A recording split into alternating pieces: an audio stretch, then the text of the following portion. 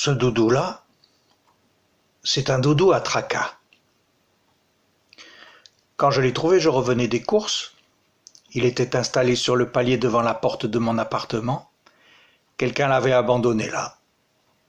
Quelqu'un de bienveillant sans doute. Il présentait deux signes qui ne trompent pas. D'abord, il avait de très grandes oreilles tombantes et un regard bien triste. Je lui ai demandé, toi, qu'est-ce qui t'arrive? Il m'a répondu, mais je suis plein de tracas. J'ai dit, oui, je sais, j'ai deviné, viens avec moi. Viens avec moi, tu vas te reposer et puis tu me raconteras tout. Parce que les doudous à grandes oreilles, ils sont comme les bouteilles, on peut les remplir jusqu'à ras-bord, mais après ils débordent. Ils ont besoin de vider leur sac, comme on dit.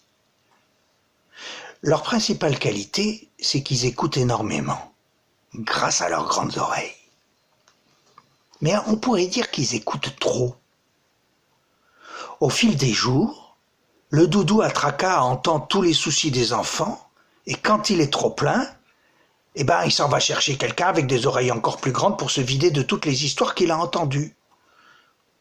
Et ce doudou-là, il était plein de toutes les plaintes des enfants qui s'étaient confiés à lui. Il était plein de plaintes.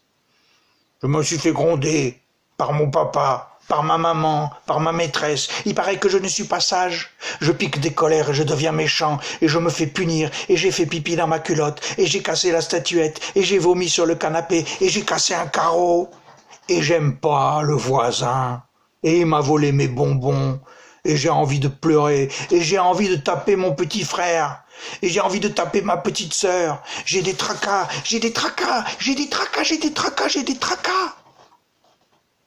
Il s'est arrêté de parler, mais tout de suite, j'ai vu qu'il portait encore un gros tracas, encore plus gros, qu'il n'arrivait pas à me dire. Alors j'ai attendu un petit moment, ses oreilles tombaient tristement, et il avait les yeux mouillés. Et j'ai dit, et puis quoi d'autre? Et c'est alors que je me suis rendu compte qu'il avait un bout de papier coincé dans le ruban qu'il avait autour du cou, un tout petit bout de papier où une main d'enfant avait écrit « Je cherche un grand-père, le mien il est parti au cimetière ». Alors, je lui ai fait un gros câlin. Vous voyez, ce doudou-là, il a besoin qu'on fasse très attention à lui. Sa vraie nature, c'est d'être un doudou d'intérieur, alors je suis devenu une sorte de grand-père pour lui. Vous savez ce que j'ai fait pour le soigner? Je lui ai fait faire du yoga.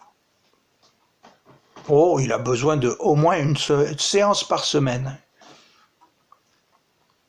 Il peut entendre les tracas, hein. Il sait très bien faire ça, mais il faut pas trop le remplir parce que il déborde vite.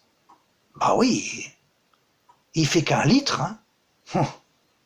Vous comprenez?